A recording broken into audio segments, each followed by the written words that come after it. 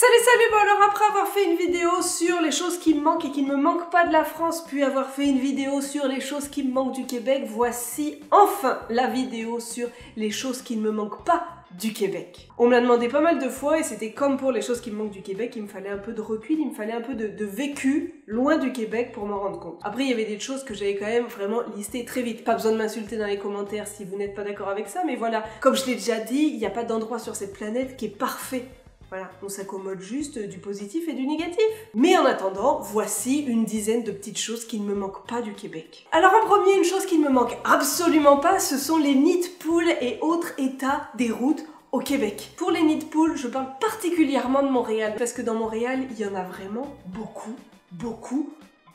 J'ai même vu un article où il disait que maintenant les gens s'amusaient à dessiner des bites autour des nids de poules pour être sûr que les gens soient gênés et les rebouchent. On en arrive là. Je sais que c'est aussi dû à la météo, gel, dégel, etc. Mais il faut se le dire, l'état des routes au Québec, c'est quelque chose. C'est tout un concept. Pendant qu'on est dans le domaine un peu routier, etc., second point qui ne me manque absolument pas, c'est le fait de payer son permis chaque année. Et alors, truc qui est encore moins sympa, c'est que tu le payes le jour de ton anniversaire. Voilà. Chaque année, pour ta fête, tu dois filer 100 balles.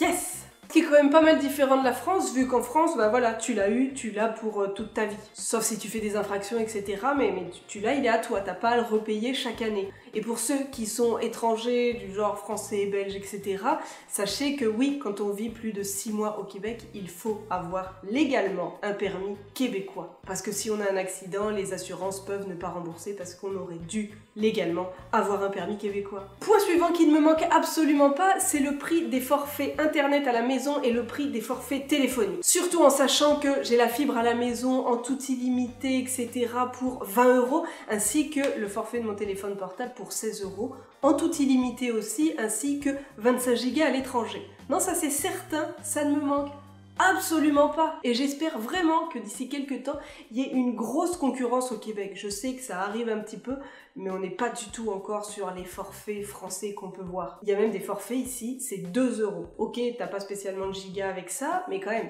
si tu veux appeler, t'as ça pour 2 €. Point suivant, et ça je pense que c'est quelque chose d'avant tout très culturel en France, on le fait pas spécialement, c'est très répandu aux États-Unis et ça l'est aussi au Québec, au Canada en règle générale, c'est l'utilisation excessive de la climatisation dès qu'il fait un petit peu chaud. Vraiment dans les magasins, je trouvais ça horrible tellement il faisait froid. Tu fais tes courses, il a beau faire 40 degrés dehors, t'as besoin d'être avec un pull à l'intérieur, tellement il fait froid. En France, voilà, on a l'habitude de subir la canicule, la chaleur et de mourir dans son jus. Alors qu'au Québec, j'avais toujours l'impression qu'ils avaient poussé la clim au max. Ça m'est encore arrivé la dernière fois que je suis allée à Montréal, on était au resto, il faisait froid dehors et le mec avait mis la clim. Vraiment, c'est un truc, je trouve que ça n'a rien d'agréable. Point suivant, et ça ne me manque vraiment pas et ça m'a toujours un petit peu énervé, c'est le côté restrictif qu'on peut voir pour trouver un appartement dès qu'on a un animal de compagnie. Au Québec, il faut le savoir, il y a énormément de restrictions sur les animaux de compagnie.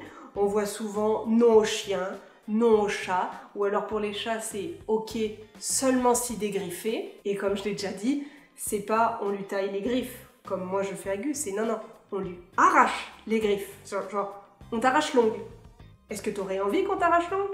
Non. Mais oui, c'est un fait, trouver un appart au Québec ou plus particulièrement à Montréal. À un moment avec Ben, quand on était à Montréal, on avait regardé pour potentiellement changer d'appart. Quand j'ai vu comme il était galère de trouver un appart avec un chat, j'ai tout de suite renoncé. J'ai dit ok, le nôtre est très bien, le loyer est très correct parce qu'en plus les loyers avaient énormément augmenté. Mais ouais, c'est un truc vraiment qui me fâche un peu. Peut-être c'est parce qu'ils ont peur de se faire dégrader leur appart, alors qu'en France, si tu dégrades un appartement, t'as la caution qui fait foi, et puis le propriétaire peut garder la caution si t'as dégradé. Mais ah, ça m'agace. Voilà. Comment on pourrait refuser une si gentille petite boule de poil?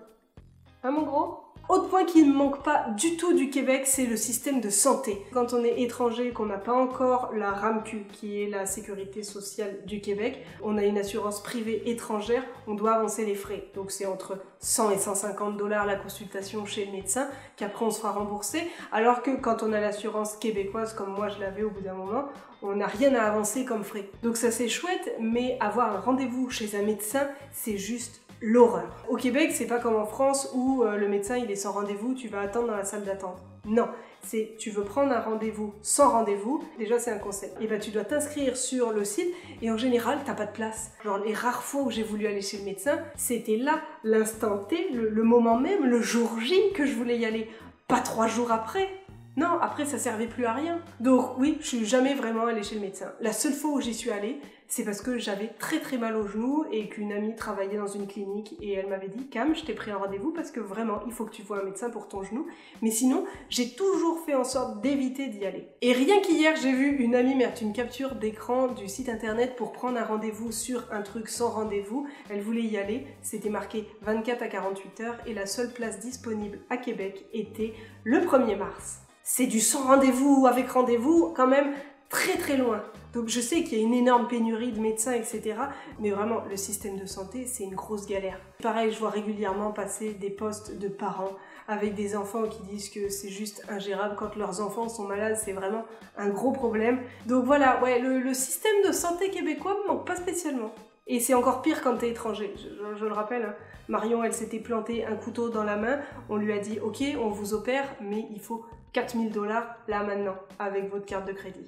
Et ça, 4000 $, c'était juste pour le chirurgien, il fallait après tout le reste, l'anesthésiste, etc. Et c'était un autre 4000 $. Et pour les vétérinaires, c'est un peu la même chose. Le prix d'une intervention au Québec est beaucoup plus coûteuse que ce qu'elle le serait en France. C'est pas du vécu parce que voilà, je touche du bois. Gus n'a jamais rien eu, mais je connais des gens pour qui ça a été vraiment très cher. Ça a leur coûté quasiment le double que ce que ça aurait coûté en France. Point suivant, et ça concerne les congés. Je sais que le français a tendance à se plaindre tout le temps, mais c'est vraiment quand on va vivre à l'étranger qu'on se rend compte de la chance qu'on a, parce qu'il y a quand même énormément d'avantages quand on travaille en France. On a quand même pas mal de semaines de congés payés, qui sont de 5 semaines, on a les RTT, on a des chèques resto, etc. Alors qu'au Québec, si vraiment on arrive à bien se valoriser, se défendre quand on se fait embaucher, on peut avoir 5 semaines de congés payés, mais c'est quand même très rare. J'en connais très peu qui ont réussi à avoir ça dès le début. Sinon, c'est 2, voire parfois 1, mais c'est quand même très rare. Sinon, c'est 2 ou 3. Et puis, c'est un certain nombre d'années dans l'entreprise qu'on peut avoir une semaine de plus. Travaillant de chez moi à mon compte, etc. et n'étant pas salarié, ça me touche pas spécialement. Mais je me souviens que quand j'étais embauchée dans une entreprise, avoir seulement 2 semaines, dont une qui m'était imposée pour les fêtes de Noël, je trouvais ça quand même dur. Dès que tu voulais partir en vacances à l'étranger ou quoi, ben tu devais prendre une semaine sans solde. Ça faisait quand même un petit peu chiant, on va se le dire. Mais je le redis, c'est que mon point de vue, etc., mais ça me touche de très loin, vu que je suis pas salariée depuis un certain nombre d'années et que je n'ai pas de congés payés. Point suivant, et ça concerne les pourboires. C'est un fait, les pourboires ne me manquent absolument pas. Je sais que ça avait été sous une de mes anciennes vidéos un gros sujet de Discord, comme quoi oui, c'était obligatoire d'en donner, non, c'était pas obligatoire, c'était au bon vouloir, fallait donner une certaine somme. D'autres disaient que c'était à cause des étrangers, que le pourboire était devenu un peu un truc obligatoire auquel s'attendaient les serveurs. Je sais qu'au Québec, le pourboire, c'est vraiment super important, c'est une partie du salaire des serveurs, etc. Mais je sais aussi qu'il y a plein de Québécois qui n'en donnent pas. S'ils sont pas satisfaits, ils vont pas en donner. Mais je sais qu'en tant qu'étrangère, moi, j'avais toujours peur d'être vraiment mal vue, mal regardée, etc. que je donnais tout le temps. Même si j'étais pas spécialement satisfaite du service, même si la personne avait été franchement désagréable, je donnais. Parce que je sais aussi que voilà, c'est une partie de son salaire. Alors après, oui, ça va être critiquable parce qu'il ne faut pas donner si le service n'est pas à la hauteur, etc.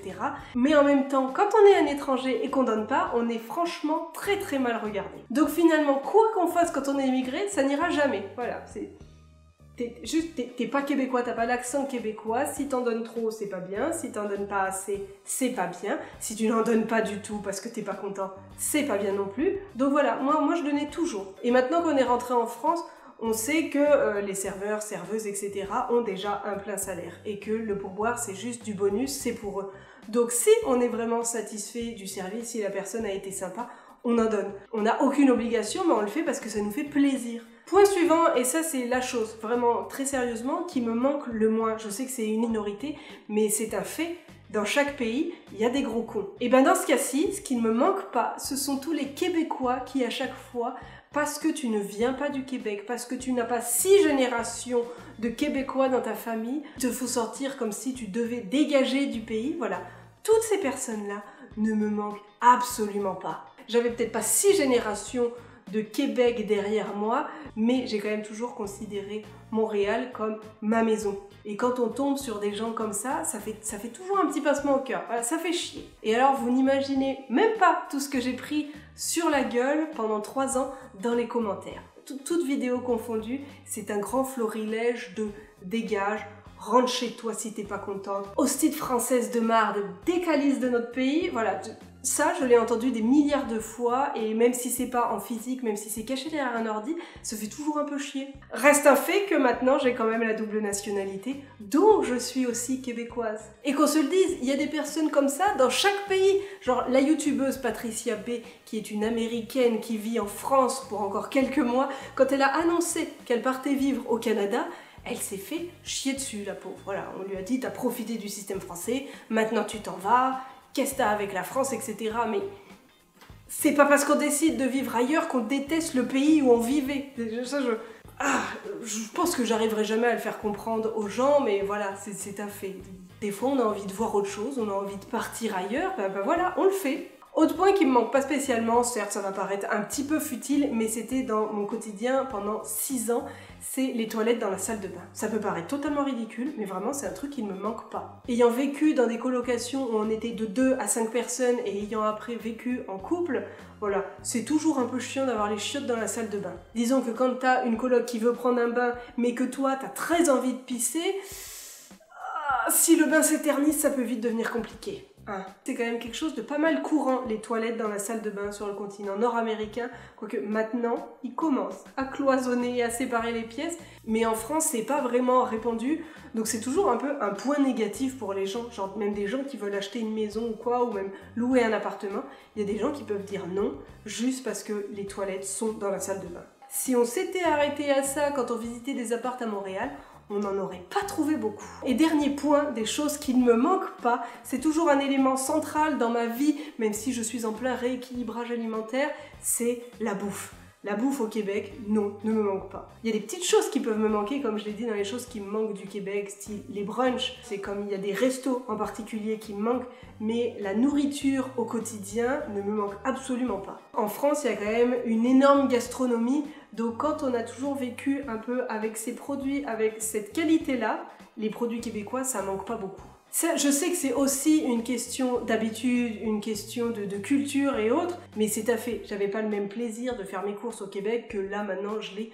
de les faire en France. Déjà juste pour mon portefeuille, c'est très différent. Après, des choses qui pourraient me manquer du Québec, c'est tout ce qui est tofu, etc. Tous les aliments un peu transformés, végétariens. Genre les fausses saucisses, les faux bouts de poulet, etc. Tout ça, je trouve qu'on le retrouve pas spécialement dans le commerce. Même juste les blocs de tofu qu'on a achetés dans les supermarchés, ici, on les retrouve pas facilement. Genre, moi, je regarde à chaque fois dans mon supermarché, j'en trouve pas. Même pour les produits en général, vegan, végétariens, etc., au Québec, ils ont une très grande longueur d'avance par rapport à ici. Bref, voilà, c'était toutes les petites choses qui ne me manquent pas spécialement du Québec, voire qui ne me manquent absolument pas. Je vais vous mettre dans la description les autres vidéos de cette pseudo-série, les choses qui me manquent de la France, qui ne me manquent pas de la France et qui me manquent du Québec. Comme ça, vous aurez une idée un peu plus globale de tout ça. Sur ce, je vous dis à samedi prochain pour une nouvelle vidéo. J'espère que vous allez passer une très très belle semaine et que vous êtes heureux. Allez, bisous bisous. Et merci de ne pas m'insulter en commentaire.